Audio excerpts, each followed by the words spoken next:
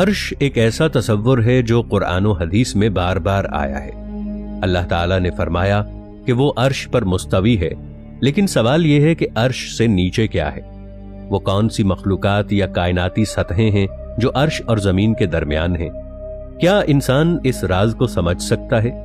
आज हम इसी पहलू पर बात करेंगे जहां ईमान, अक्ल और तजस्सुस सब इकट्ठे होते हैं। कुरान मजीद में इरशाद बारी ताला का मफहूम है वकान अर्शुहु अलल मा, यानी अल्लाह का अर्श पानी पर था। इस आयत से पता चलता है कि आसमान और जमीन की तख्लीक से पहले भी अर्श मौजूद था। एक और आयत में फरमाया रहमान अर्श पर बुलंद हुआ, मगर यह बुलंदी हमारी बुलंदी जैसी नहीं।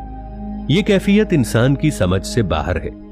हम सिर्फ इतना जान सकते हैं कि अल्लाह की जात सब पर गालिब है और उसका अर्श उसकी बादशाही का मरकज है। अब सोचने वाली बात यह है कि अर्श के नीचे कौन है?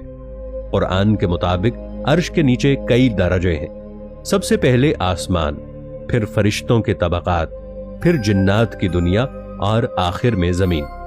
बाज मुफस्सिरीन ये कहते हैं कि अर्श एक अजीम तख्त है जिसे फरिश्ते उठाए हुए हैं। इन्हें हामिलीन अर्श कहा जाता है।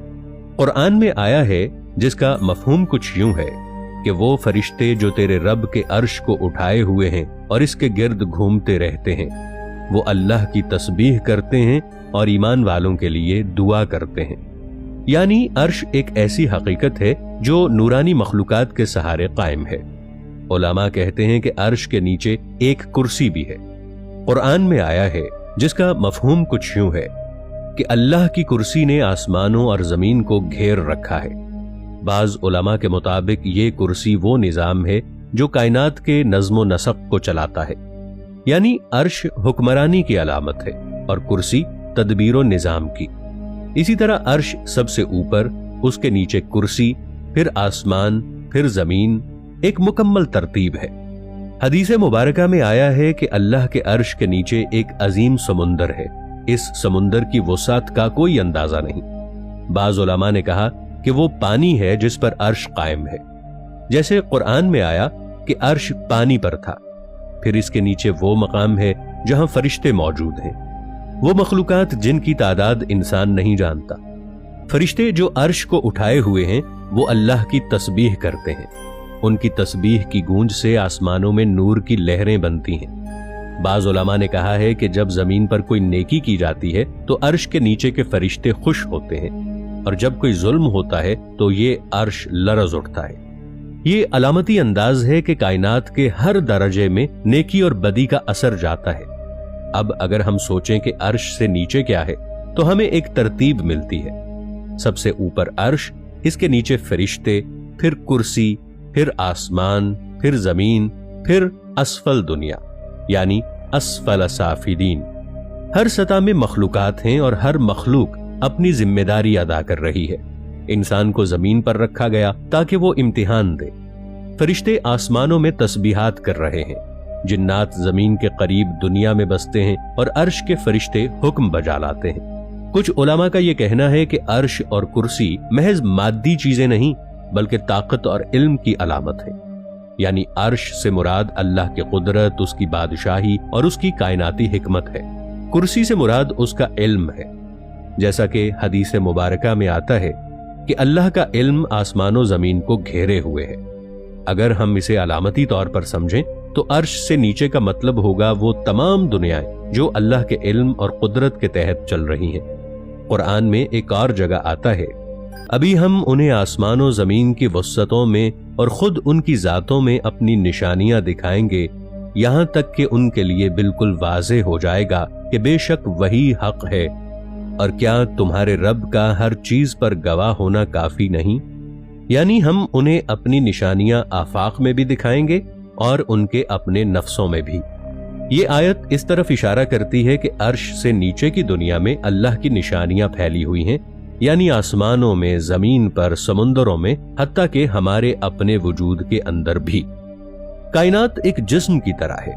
इसका दिल अर्श है, इसका दिमाग कुर्सी, इसके आज़ा जमीन और आसमान है। ये सब एक निजाम में जुड़े हुए हैं। हर हरकत, हर रोशनी, हर सदा सब अर्श के हुक्म से चलता है। अल्लाह की जात इस सबसे बाला तर है, मगर उसका हुक्म हर जगह जारी है। अब अगर हम तसव्वुर करें तो अर्श के नीचे एक ऐसी दुनिया है जिसे न हम देख सकते हैं न छू सकते हैं। वो आलमे मलाकूत है, जहां नूरानी मखलूकात रहती हैं। इसके नीचे आलमुल जिन्न है, जहां वो मखलूकात आबाद हैं जो इंसानों से पहले पैदा की गई। फिर आलमुल इंसान है, जहां हम रहते हैं। फिर आलमुल ज़ुलुमात है, जहन्नम या वो नीचे की दुनिया जहां रोशनी नहीं पहुंचती। यूं अगर देखा जाए तो अर्श से नीचे तक कई तबकात बनते हैं। हर एक में अल्लाह की कुदरत का एक नया जलवा है। एक रिवायत में आता है कि जब अल्लाह ने अर्श को पैदा किया तो वो बादल की तरह हिल रहा था। अल्लाह ने फरमाया ठहर जा, और वो फौरन हुक्म के ताबे हो गया। इससे अंदाजा होता है कि अर्श भी एक मखलूक है और हर मखलूक अल्लाह के हुक्म से कायम है। बाज़ उलमा ने लिखा है कि अर्श के नीचे के फरिश्ते अर्श से नूर लेते हैं और फिर वो नूर नीचे की दुनिया में पहुंचाते हैं। यही वो नूर है जो जमीन पर ईमान, इल्म और खैर की सूरत में जाहिर होता है। यानी अर्श से नीचे की दुनिया सिर्फ खाली खला नहीं, बल्कि रोशनी और इल्म की राहें हैं जो ऊपर से नीचे तक बहती हैं। अगर हम सादा अल्फाज में कहें तो अर्श से नीचे वो सब कुछ है जो वजूद में है। अल्लाह के सिवा हर चीज अर्श के नीचे है। अर्श के नीचे अल्लाह का निजाम चल रहा है, एक मुकम्मल तरतीब जिसमें कोई कमी, कजी या गलती नहीं है। इंसान के लिए सबसे बड़ा सबक यह है कि वो ये समझे कि वो अर्श के नीचे है, यानी वो अल्लाह के हुक्म के ताबे है। इसकी जिंदगी, मौत, रिज्क सब उसी अर्श वाले रब के कब्जे में है। जब इंसान इस हकीकत को समझ लेता है तो उसके अंदर आजिजी आ जाती है और वो समझता है कि उसकी दुनिया कितनी छोटी और अल्लाह का निजाम कितना वसी है। और शायद यही अर्श से नीचे का सबसे बड़ा राज है कि हर चीज एक तरतीब में है, हर मखलूक अपने मकाम पर है और हर जर्रे में अल्लाह की कुदरत छुपी हुई है। इंसान के लिए ये सोच काफी है कि वो इस वसी निजाम का एक छोटा सा हिस्सा है और इसके ऊपर एक ऐसा रब है जिसका अर्श तमाम कायनात को घेरे हुए है। कुछ सूफिया ने कहा कि जब कोई दिल से अल्लाह को याद करता है तो उसकी दुआ सीधी अर्श तक जाती है। यानी इंसान का दिल अगर पाक हो, साफ हो, तो जमीन से लेकर अर्श तक का फासिला एक लम्हे से भी कम में तय हो जाता है। यही वजह है कि दुआ को सफरे अर्श कहा गया है, क्योंकि खुलूस से की गई पुकार कभी नीचे नहीं रहती। फरिश्ते इस दुआ को नूर के गिलाफ में लपेट कर ऊपर ले जाते हैं और जब वो अर्श के करीब पहुंचती है तो अल्लाह के हुक्म से इसके बदले में सुकून और बरकत जमीन पर उतारी जाती है। कुछ अहले मारफत ने कहा है कि अर्श के नीचे आलमे अरवाह भी है, जहां हर रूह अपनी असल पहचान के साथ मौजूद है।